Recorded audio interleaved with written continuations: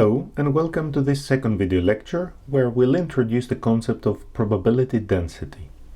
Let's first of all motivate this new concept. We know how to work with random variables over discrete spaces, such as the space of the outcomes of a die, a coin, the lottery, and so on, or even a countably infinite space, such as the set of natural numbers. But what happens if the sample space is larger? For example, if the outcome of the random experiment is a continuous variable, such as a voltage or temperature, we then need to introduce the concept of a probability density function. So suppose that x is a real-valued random variable. Firstly, let's define the cumulative distribution function of x, for short CDF. This is a function that takes a real number and returns a value from 0 to 1.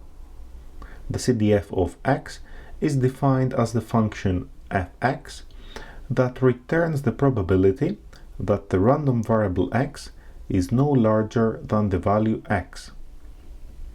Now suppose that we have a non-negative value function p subscript x, such that the probability that x is between a and b is given by the integral of px from a to b. So whenever we want to compute the probability that x is between a and b, all we have to do is take the integral, the area under the curve of the graph of px, from x equals a to x equals b. If such a function exists, it is called the probability density function of x, for short PDF. If x has a PDF, we say that it's a continuous random variable. But now look, not all random variables have a PDF. There are random variables without a PDF. The CDF of x, the cumulative distribution function of x, can be obtained from that probability density function. In fact, using the definition of the cumulative function, we can see that fx is the integral of px from minus infinity up to x. By the fundamental theorem of calculus, if the probability density function px is continuous at a point x lowercase, then it is equal to the derivative of CDF. As a mnemonic, think that since fx is the integral of px, px is the derivative of fx. Note that if we have the CDF of x, we can easily compute the probability that x is between a and b. In particular, it is the difference of the CDF evaluated at b minus the CDF evaluated at a. So the probability that x is between a and b is equal to fx at b minus fx at a. It is reasonable to ask what sort of function is such a CDF or PDF. What are some properties we should expect them to have? So a CDF, f subscript x, is well defined if first of all it is right continuous, second it's non-decreasing.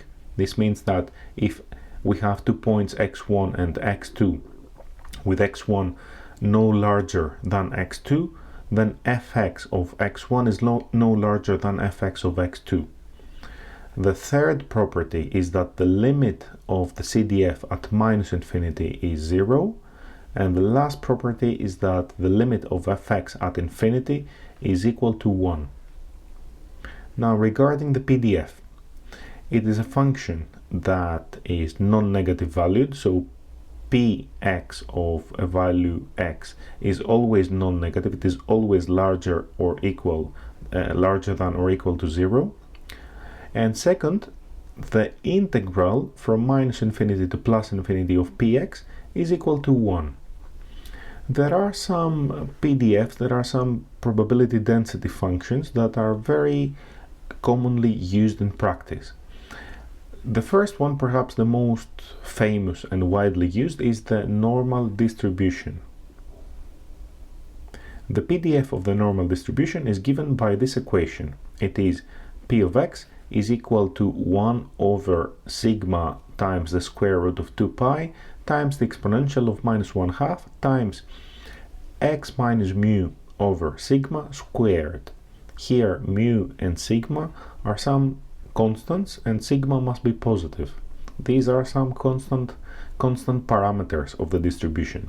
And we say that x follows the normal distribution, which is denoted by n calligraphic of mu comma sigma squared. We use this symbol that looks like a curly dash, so a tilde, and we say that x follows the normal distribution with parameters mu and sigma squared. Another very common distribution is the uniform one.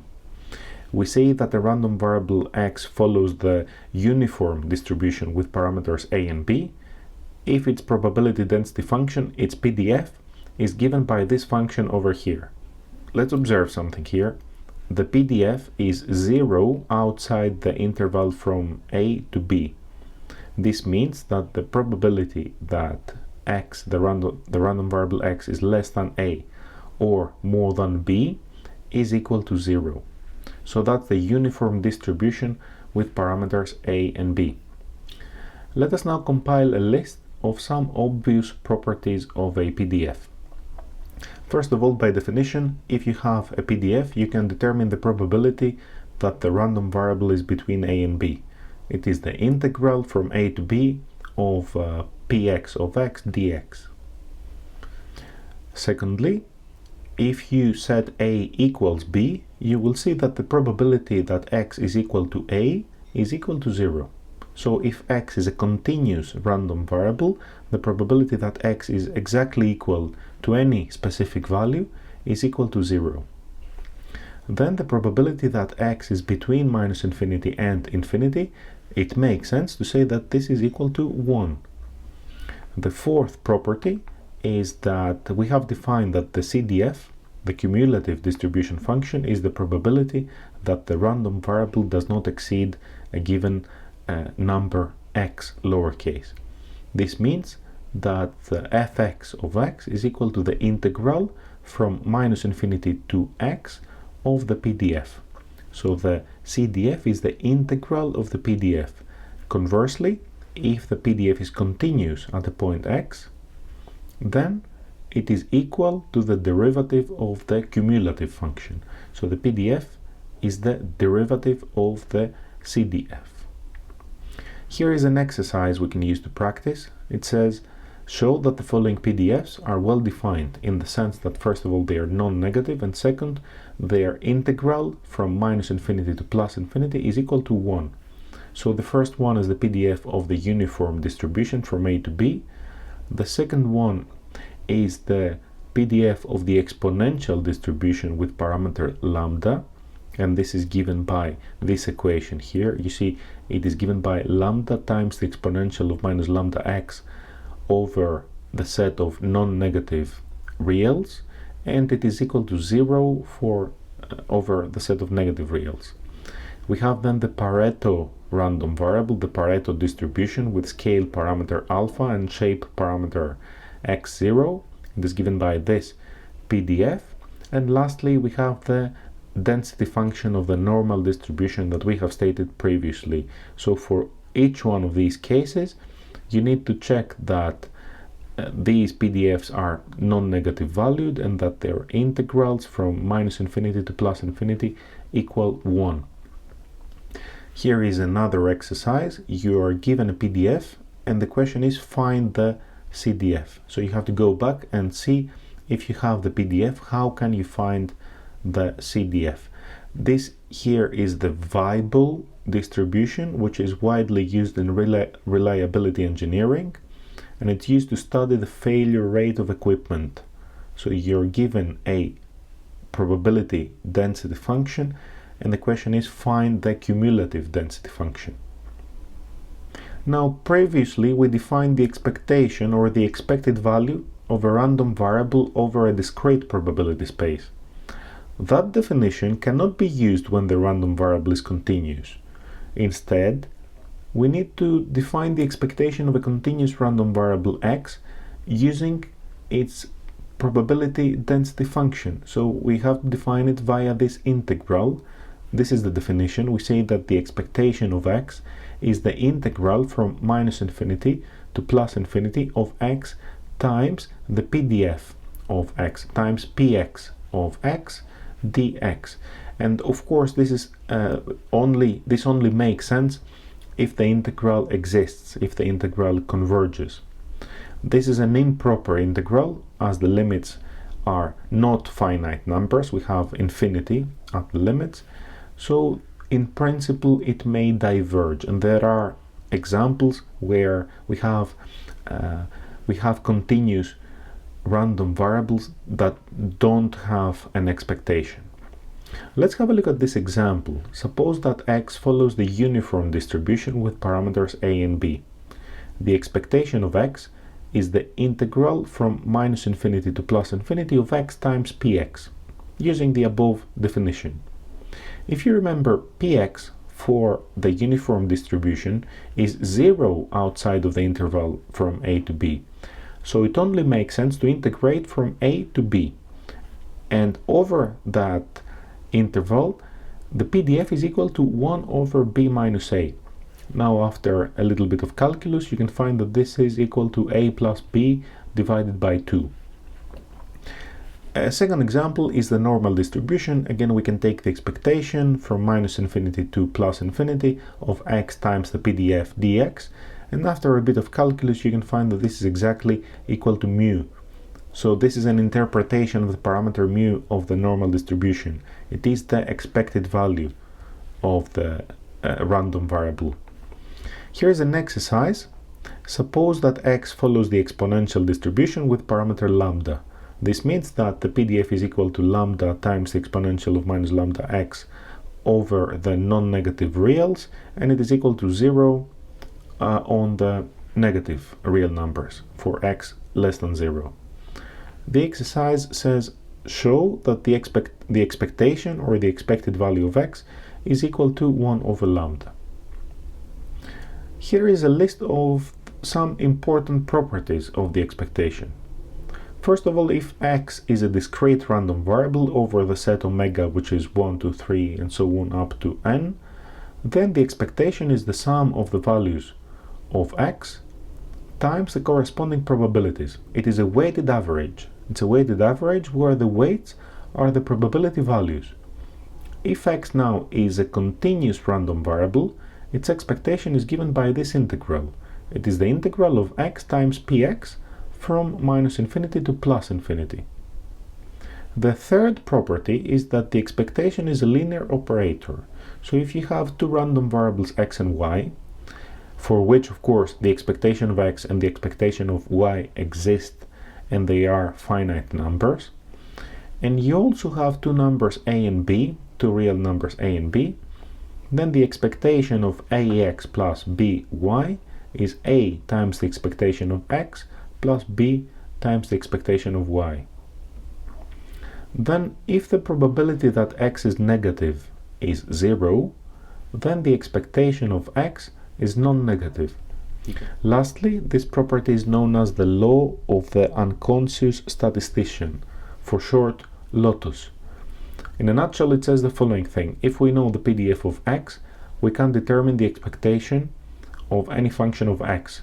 And we can do that using this formula. The expectation of a function g of x is the integral from minus infinity to plus infinity of g of x, g of the integration variable x, times the PDF of x dx. Of course, provided that the function g of x is a random variable that does have an expectation. In principle, it may not have.